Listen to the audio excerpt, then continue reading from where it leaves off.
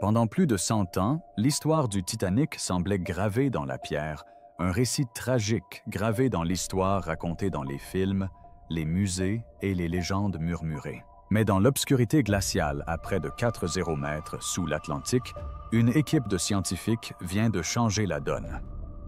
Grâce à une technologie de numérisation tridimensionnelle époustouflante, ils ont créé un jumeau numérique complet de l'épave du Titanic. Ce qu'ils ont découvert à ces profondeurs bouleverse nos certitudes et révèle des secrets qui bouleversent l'histoire. Si vous pensiez que tous les mystères du Titanic avaient été résolus, détrompez-vous. Les fantômes du Titanic ont été ramenés à la vie. Pendant des décennies, l'histoire du Titanic semblait complète. Des documentaires aux visites de musées, chaque détail était passé au crible, du moins c'est ce que nous pensions. Pendant ce temps, les véritables preuves restaient dans l'obscurité.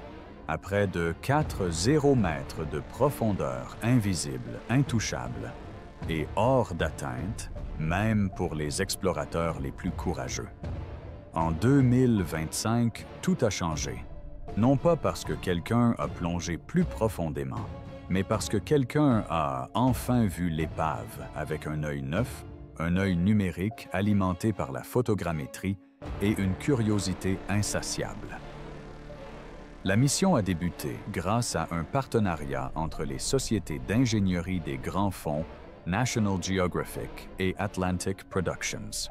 Leur objectif était audacieux, cartographier l'épave dans son intégralité, chaque rivet, chaque ombre, non seulement pour la beauté du paysage, mais aussi pour percer les mystères que des générations de plongeurs et de rêveurs n'avaient fait que deviner.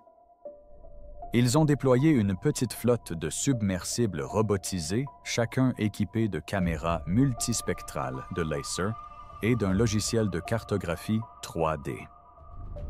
Les submersibles ont sillonné le site selon un quadrillage méthodique pendant des semaines, prenant plus de 700 photos sous tous les angles possibles et collectant 16 téraoctets de données visuelles.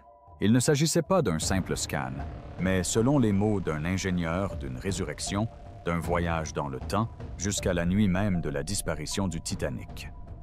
Lorsque les premiers rendus furent révélés, même les experts les plus aguerris furent stupéfaits.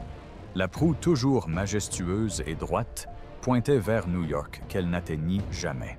Les bastingages se tordaient les hublots béants et les chaînes d'encre s'enroulaient comme si elles attendaient des ordres.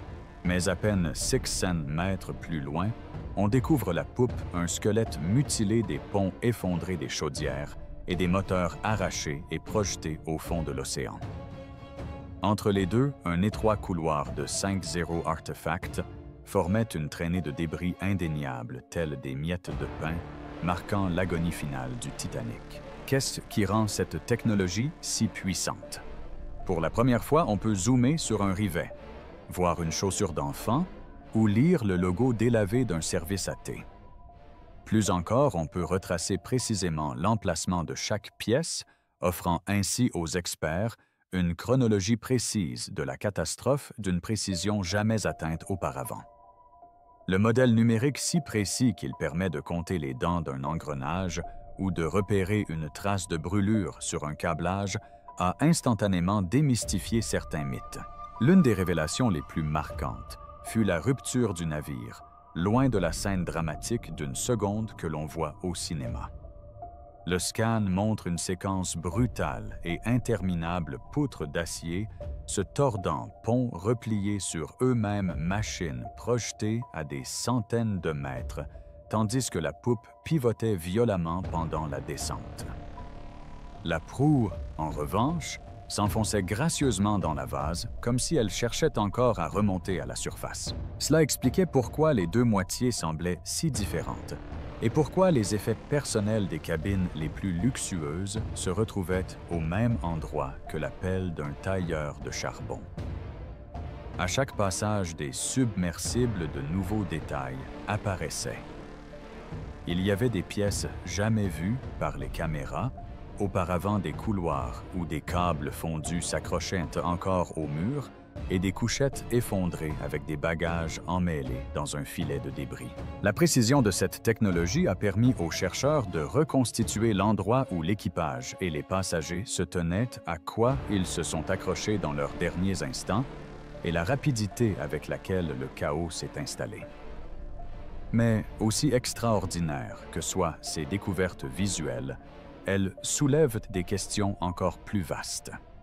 Si l'extérieur du Titanic racontait une nouvelle histoire, que révélerait un examen plus approfondi de l'intérieur, notamment des salles des machines et des systèmes électriques, sur le dernier combat du navire? L'histoire d'héroïsme et de tragédie était-elle encore plus complexe qu'on ne le pensait? Un dernier coup d'œil au submersible a permis de se concentrer non plus sur les couloirs fantomatiques, mais sur le véritable champ de bataille des dernières heures du Titanic, la salle des machines et l'équipage courageux qui s'est battu pour garder espoir longtemps après que d'autres aient abandonné. Si vous pensiez que la surface était choquante, attendez de voir ce que le scan numérique a révélé dans les profondeurs. Comme le pensaient les chercheurs, ils avaient tout vu. Ce qui s'est passé dans les salles des machines a changé le destin de tous les passagers, et les preuves ont enfin fait surface. La bataille finale du Titanic sous le pont. Dans chaque récit de l'histoire tragique du Titanic, l'attention s'est toujours portée sur les ponts supérieurs. On imagine des passagers affolés se précipitant vers les canaux de sauvetage, l'orchestre jouant courageusement, tandis que l'Atlantique s'empare du navire et les officiers tentant de maintenir l'ordre, alors que le chaos s'installe tout autour. Mais que s'est-il réellement passé au plus profond du navire, dans les entrailles du navire, où le cœur du Titanic battait à tout rompre avec le feu et la vapeur? Jusqu'à récemment, une grande partie de cette histoire était laissée à l'état de spéculation et de notes de bas de page occasionnelles. Aujourd'hui, grâce à l'avènement d'une technologie révolutionnaire de numérisation tridimensionnelle, ces ombres se sont dissipées et l'histoire d'un courage et d'un sacrifice presque inimaginable est née. Le Titanic n'était pas seulement un paquebot de luxe. C'était une centrale électrique flottante alimentée par 29 chaudières, plus de 150 fourneaux et certaines des plus grandes machines à vapeur alternatives jamais construites à l'époque. Les locaux techniques étaient vastes, labyrinthiques et dangereux, même par eau calme, surtout lorsque l'eau commençait à s'infiltrer par la coque. Pour les chauffeurs, les régleurs et les ingénieurs travaillant en dessous, la vie était déjà un cycle éprouvant de sueur et d'épuisement. Ils travaillaient par quart de 12 heures, entourés d'une chaleur à vous brûler la peau et d'un bruit si intense qu'il vous faisait trembler les os. Pourtant, durant ces dernières heures, ils ont dû faire face à un défi auquel aucune formation n'aurait pu les préparer. Le nouveau scan compilé à partir de plus de 700 images haute résolution a mis en lumière les ponts inférieurs avec une intimité inimaginable il y a 10 ans seulement.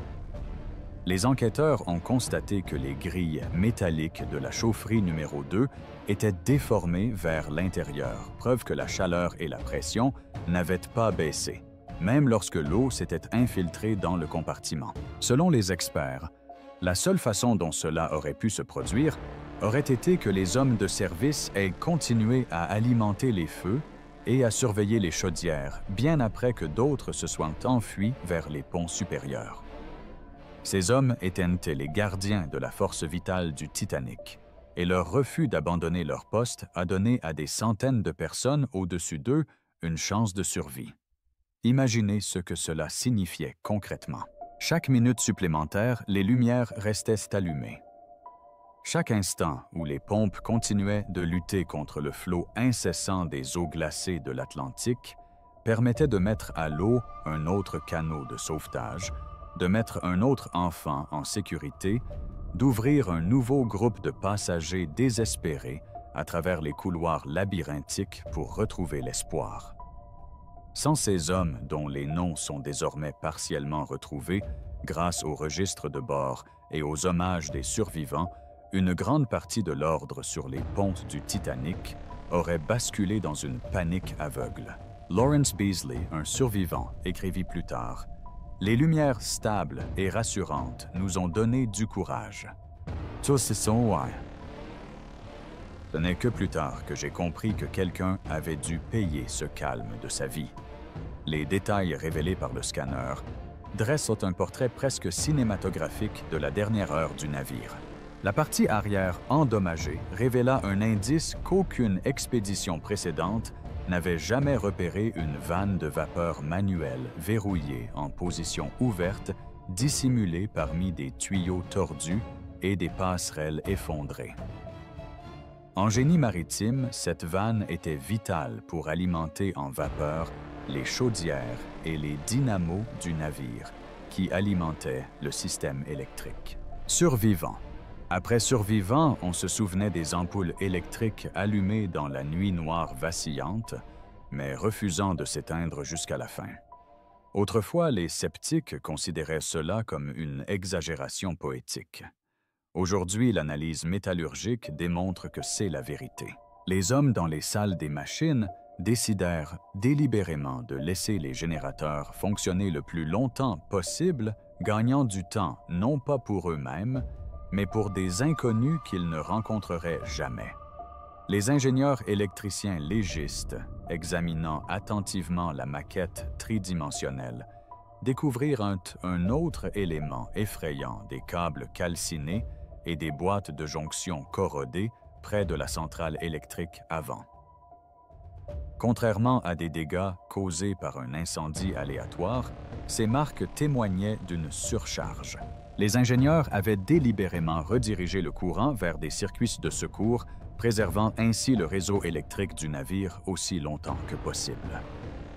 Certains de ces fils avaient fondu sous l'effet de la chaleur, preuve que quelqu'un avait pris le temps même, lorsque l'eau leur arrivait aux genoux, de maintenir le fragile équilibre entre électricité et lumière. Si les hommes avaient abandonné leur poste ne serait-ce que 15 minutes plus tôt, les pontes du Titanic auraient été plongées dans un chaos absolu. Cet héroïsme silencieux et laborieux contraste avec la panique et la confusion qui règnent. Les historiens qui revisitent les enquêtes officielles britanniques et américaines sur la catastrophe ont découvert des témoignages de survivants désormais plus cohérents. Femmes et enfants se précipitant vers les canaux de sauvetage se souviennent que le navire semblait vivant même s'il était en train de mourir. Beaucoup pensaient qu'il ne s'agissait que du souvenir de la terreur, mais il est désormais clair que le calme, le sentiment d'ordre a été racheté par les ingénieurs, les pompiers et les techniciens restés sur place, sachant qu'il n'y avait aucune issue. Leurs noms étaient rarement mentionnés à la une des journaux, leurs histoires souvent enfouies sous celles d'aristocrates et de millionnaires, mais l'analyse de 2025 change à jamais ce récit. En creusant plus profondément dans ces espaces, les enquêteurs ont reconstitué la chronologie. L'impact de l'iceberg avait déchiré 6 compartiments étanches du Titanic, un nombre fatal qui condamnait le navire. Pourtant, à chaque minute qui passait, l'équipage luttait contre l'inévitable. Les chaufferies furent rapidement submergées par la montée des eaux. Dans la chaleur accablante et la vapeur, les hommes luttaient pour pelleter du charbon, rediriger la pression et actionner les pompes malgré l'eau glacée qui leur mordait les chevilles. La commande manuelle de la vanne de vapeur n'était pas un accident. C'était un acte calculé peut-être accompli par le chef mécanicien lui-même, ou un assistant de confiance scellant le sort de ceux qui étaient en bas dans le mince espoir de sauver ceux qui étaient au-dessus. Les témoignages recueillis auprès des membres de l'équipage survivant dressent un tableau encore plus saisissant. Walter Hurst, l'un des rares mécaniciens à avoir survécu, a décrit le chaos qui régnait dans ces dernières minutes. L'eau affluait rapidement, le bruit était comparable au tonnerre. Et tout autour, les hommes criaient, tentant de se faire entendre par-dessus le grondement. Mais les ingénieurs, eux, étaient calmes. Ils continuaient à travailler. Je ne sais pas comment ils ont fait, mais les lumières sont restées allumées. C'était comme s'ils luttaient contre la nuit. Le récit de Hearst concorde parfaitement avec les nouvelles preuves. Le professionnalisme et le sacrifice de l'équipage ont permis de sauver des centaines de personnes sur le pont. L'impact émotionnel de ces découvertes est profond. Pendant plus d'un siècle, l'histoire du Titanic a été une tragédie marquée par les pertes et les interrogations. Pourquoi n'y avait-il pas assez de canaux de sauvetage? Pourquoi le navire a-t-il navigué si vite? Pourquoi les secours sont-ils arrivés trop tard? Le scan numérique, dans sa clarté silencieuse, répond à une autre question. Qui a tenu bon quand l'espoir s'est envolé? Qui a transformé une catastrophe technique en un acte d'humanité provocatrice? Les images de grilles déformées, de fils électriques brûlés et d'une unique vanne ouverte racontent une histoire que les mots ne pourraient jamais pleinement décrire. Dans le métal gelé de la tombe du Titanic, les héros méconnus reçoivent enfin leur juste récompense. Le docteur Elaine Barnes, experte en sécurité maritime et l'une des consultantes chargées d'interpréter le scanner, a parfaitement résumé la situation dans son rapport. Le véritable héritage du Titanic ne réside pas seulement dans la façon dont il a été perdu, mais aussi dans les hommes qui ont gagné du temps avec leur vie. Il ne suffit pas de dire qu'ils étaient courageux. Ils étaient à la frontière entre la survie et l'oubli. Les faits corroborent ces dires. Au moins 30 hommes sont restés sous les ponts pour mener une bataille perdue d'avance contre la mer. Ils ont retardé l'inévitable et, ce faisant, ont changé le sort de centaines d'âmes. Mais la nouvelle technologie a non seulement donné raison aux héros oubliés, mais a aussi révélé à quel point le Titanic était proche d'une fin différente. Les ingénieurs ont calculé que si les générateurs étaient tombés en panne, ne serait-ce que 10 minutes plus tôt, le chaos aurait régné sur le pont. Il n'y aurait eu ni lumière pour l'évacuation, ni courant pour les pompes, ni aucune chance pour les officiers de maintenir l'ordre. La marge de survie se mesurait en millimètres d'acier à la position d'une vanne dans la dernière étincelle électrique. De minuscules variables, chacune pesant sur la vie ou la mort. Cette révélation jette un nouvel éclairage sur les conséquences du naufrage. Lorsque la proue du Titanic a finalement plongé sous les vagues, la poupe s'est élevée illuminée presque jusqu'au dernier moment. Des témoins à bord des canots de sauvetage ont décrit une étrange lueur dorée jaillissant des hublots, un phare surréaliste dans la nuit. Pendant des décennies, cette image est restée un mythe. Aujourd'hui, c'est une réalité. Le dernier combat de l'équipage du Titanic est gravé dans l'architecture même de l'épave, préservée non seulement par la légende, mais aussi par le métal et les fils de fer. En suivant de la piste médico-légale à travers des couloirs tortueux et des panneaux calcinés, les chercheurs ont compris que la véritable histoire du Titanic n'était pas une question d'échec, mais d'endurance. Le scan nous offre une nouvelle façon de lire les dernières heures, une chronique de choix de sacrifice et du plus grand courage. Si l'on se demandait si l'héroïsme pouvait exister dans l'obscurité, les ingénieurs méconnus du Titanic nous ont donné la réponse gravée dans le marbre. Pourtant, alors même que le monde digère ces révélations, l'analyse révèle de nouveaux mystères. Pourquoi, malgré tout ce courage et cette habileté, le navire a-t-il échoué si complètement? Quel rôle ont joué la conception et la construction? Le Titanic était-il condamné par le destin ou par des défauts que personne n'avait anticipés? Le chapitre suivant passe de l'histoire humaine à la mécanique, une autopsie médico-légale du navire lui-même. Alors que les scientifiques utilisent le scanner pour simuler la rupture et analyser les infimes marges séparant la survie du désastre, l'histoire devient de plus en plus stupéfiante. Alors que les lumières vacillaient et que les pompes finales crachotaient les eaux mêmes du Titanic, l'ont-ils condamné avant même qu'il ne prenne la mer?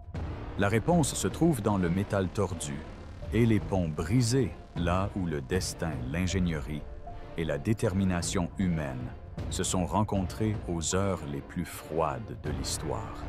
La suite allait non seulement choquer les survivants, mais aussi forcer le monde à reconsidérer tout ce qu'il savait sur le plus grand naufrage de tous les temps. Anatomie d'une catastrophe. comment le Titanic s'est réellement effondré. Tandis que les ingénieurs du Titanic livraient dans leur dernier combat sous le pont, une autre bataille se déroulait à la surface. La physique implacable du fer froid, la montée des eaux et la force brute de l'Atlantique. Depuis un siècle, artistes et cinéastes tentent de capturer ce moment terrible où le navire se brise en deux. Nous avons tous vu ces images saisissantes, la proue plongeante, la poupe dressée vers le ciel, les gens agrippés au bastingage, tandis que le plus grand paquebot du monde disparaissait sous les eaux noires. Mais que révèle réellement ce nouveau scan? Pour la première fois, il nous offre une relecture image par image, filmée par des experts de la destruction du navire. Un événement qui bouleverse des décennies de spéculation. Tout commence par ce que le scanner appelle une catastrophe aussi mince qu'une feuille de papier. Pendant des années, on a cru que l'iceberg avait creusé un trou massif dans la coque du Titanic. Mais la vérité est presque plus effrayante. Le modèle tridimensionnel expose les dégâts avec une précision scientifique. 6 fentes longues et fines comme des rasoirs, certaines ne dépassant pas quelques millimètres de large, s'étendent sur près de 90 mètres du côté tribord. Imaginez une série d'incisions chirurgicales parallèles à la ligne de flottaison, chacune juste assez pour laisser l'Atlantique Nord s'infiltrer un compartiment à la fois. Il ne s'agit pas de l'histoire d'une seule brèche catastrophique, mais d'une mort par milliers. Un navire qui s'est vidé de son sang au ralenti, tandis que tous ceux qui se trouvaient à la surface tentaient d'échapper à l'inévitable. Le scan nous permet d'observer l'effet de l'eau sur l'acier. À mesure que les compartiments se remplissaient, la proue du Titanic s'enfonçait, tirant la poupe vers le haut, selon un angle de plus en plus prononcé. Les ingénieurs structurels effectuant des simulations basées sur des mesures numériques précises ont décrit l'agonie de la coque comme une véritable tempête de contraintes. Le poids immense des compartiments avant la flottabilité de la poupe et l'impitoyable ascension des eaux. Par-dessus chaque cloison étanche. Le navire était conçu pour survivre à 4 compartiments inondés. L'iceberg en a compromis 6. Cette marge infime a fait toute la différence. Maintenant, imaginez à quoi cela ressemblait et à quoi cela ressemblait réellement. Les survivants du dernier canot de sauvetage ont parlé d'un bruit inédit. Un grand grondement tel 1 millier de trains de marchandises, comme l'a décrit l'un d'eux. Ils entendaient la colonne vertébrale centrale du vaisseau se briser, une séquence que le scanner révèle comme ni rapide ni nette. Au contraire, le modèle tridimensionnel révèle un lent et violent effondrement. La proue s'est enfoncée, la poupe s'est tordue et étirée. Puis, en quelques secondes qui ont semblé une éternité, toute la structure s'est effondrée. Au cœur même de l'épave, les enquêteurs ont identifié un réseau de contraintes de torsion, une spirale de fatigue métallique qui s'enroulait le long de la colonne vertébrale du navire. Pont par pont, le scan documente la séquence. Poutres se déformant, tôles de pont se pliant comme des origamis, cloisons fléchissant sous des charges qu'elles n'étaient pas censées supporter. À certains endroits, la coque s'est déchirée si violemment que des morceaux d'acier se sont recroquevillés comme du papier brûlé. Le site du naufrage conserve parfaitement ce moment. La proue droite et lugubre est profondément enfoncée dans la vase à presque un pont sous le fond marin, comme si le navire avait tenté de poursuivre sa route bien après avoir dû s'arrêter. La poupe, en revanche, est un amas déchiqueté et effondré, dont les ponts s'effondrent en une ruine confuse qui semble encore irradier d'énergie. Le scan ne raconte pas seulement l'histoire de la destruction, mais aussi sa chronologie. En analysant la position des débris des silos à charbon, des baignoires, des rampes d'escalier et même des bagages personnels, les archéologues sous-marins peuvent désormais reconstituer le parcours de la rupture. Alors que la poupe se détachait, des pans entiers du milieu du navire se sont effondrés sur eux-mêmes, piégeant tout et tous ceux qui se trouvaient encore à l'intérieur. L'effondrement fut si violent qu'il vaporisa des parties de la structure centrale, dispersant des fragments sur un champ de débris de près de 600 mètres de large. Les experts médico-légaux le décrivent comme une autopsie mécanique. Chaque panneau déchiré, chaque poutre tordue, un indice dans la chronologie du désastre. C'est ici que l'histoire humaine renaît même dans le silence des profondeurs. À l'intérieur de l'épave, les chercheurs ont repéré les traces de ceux qui ont combattu et péri dans ces dernières secondes. Une chambre-couchette effondrée dont les cadres de lit métalliques sont encore emmêlés laisse penser que les membres de l'équipage ne pouvaient ou ne voulaient pas quitter leur poste. Les vestiges d'un escalier tordu et effondré suggèrent le moment précis où la structure s'est effondrée et où tout espoir s'est évanoui. Les témoignages des survivants qui ont vu des lumières vaciller lors de la destruction du navire sont désormais corroborés par les preuves médico-légales. Traces de brûlures, cuivre fondu et cicatrices d'arcs électriques sur les boîtes de jonction figées à leur dernier relevé. Pourtant, même en ruine, le scan révèle une série de quasi-miracles. La relative intégrité de la proue suggère que malgré une inondation catastrophique, les concepteurs du navire ont accompli quelque chose de remarquable.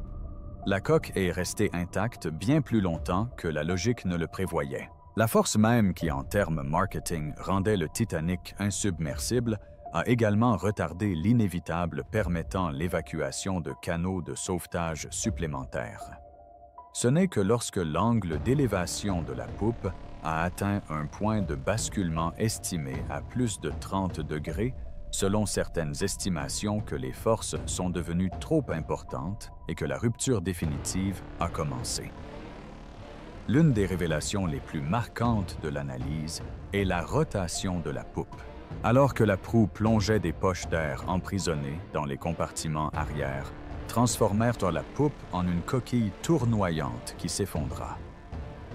La poupe ne tomba pas simplement, elle se tordit, pivota, puis s'écrasa avec une vitesse dévastatrice, aplatissant tout à l'intérieur.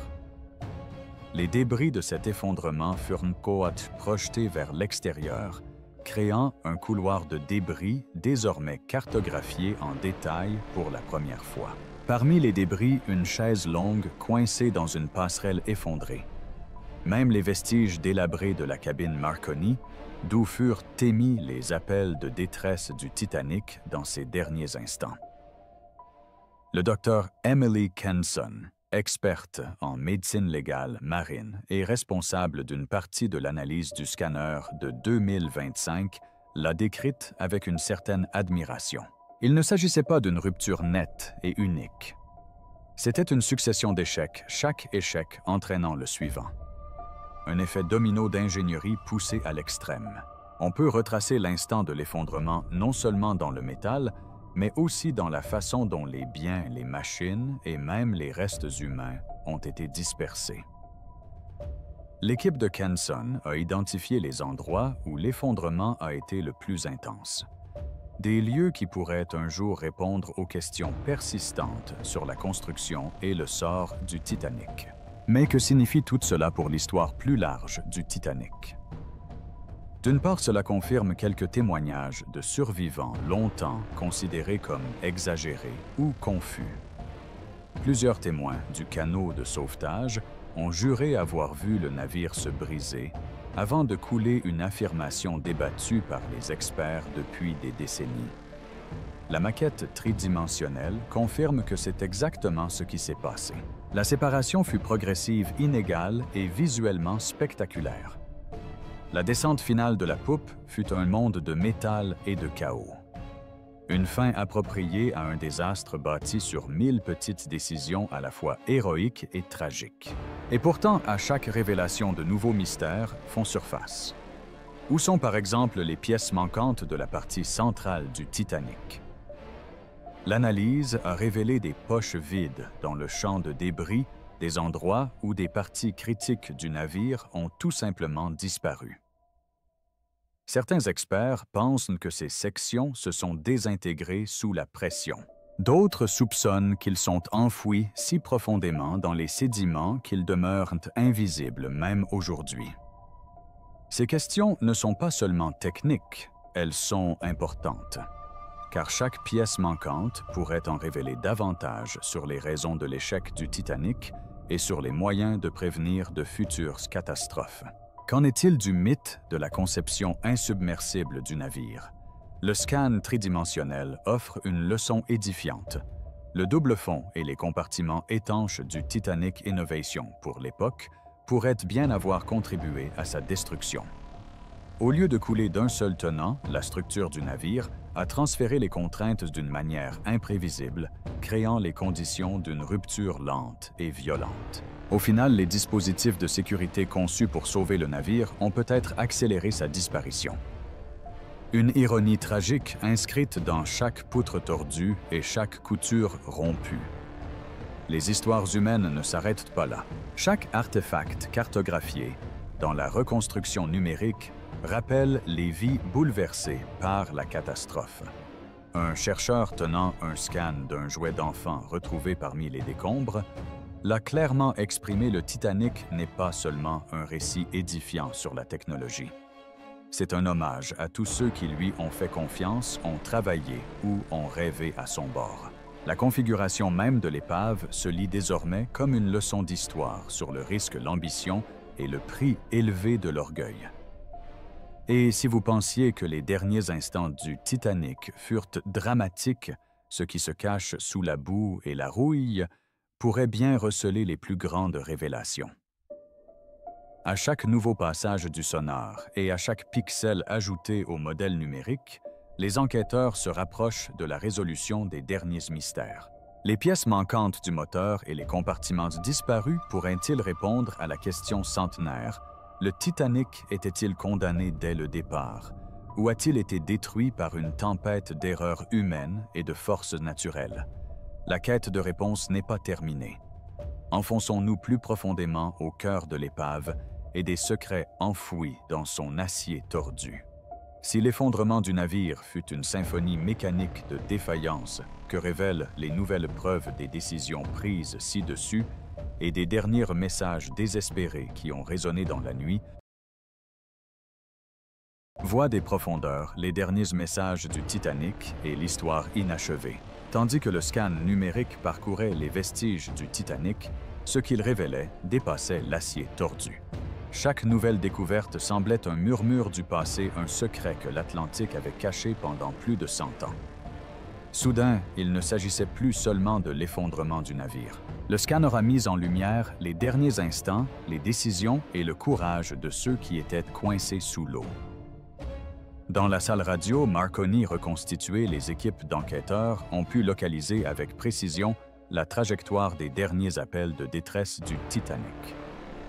Même après l'inondation des ponts inférieurs, les opérateurs radio Jack Phillips et Harold Bride ont envoyé des messages d'appel à l'aide jusqu'à la panne d'électricité du navire. Leurs derniers signaux s'affaiblissaient de minute en minute, concordant avec ce que révélait le modèle numérique. Boîtier de relais brûlés, fusibles grillés et un enchevêtrement de câbles silencieux et tachés de sel. L'histoire n'était plus une question de conjecture.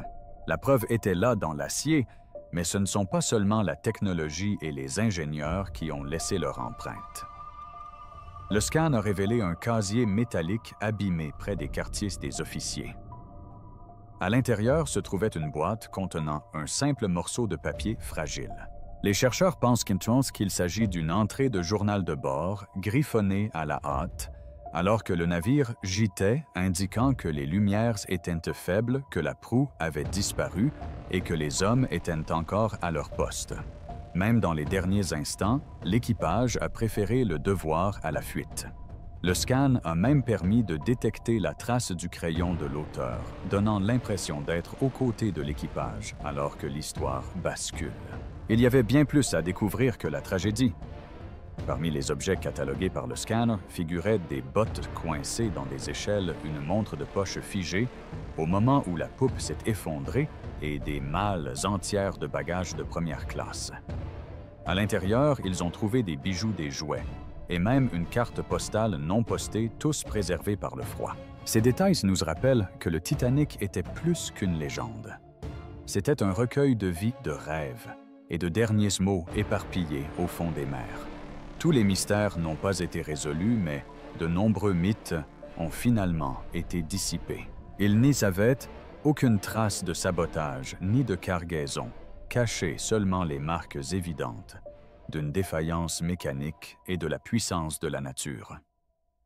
L'histoire ne se limitait pas à la mort du navire, mais à la lutte des personnes à bord pour garder espoir même lorsque leur monde s'écroulait.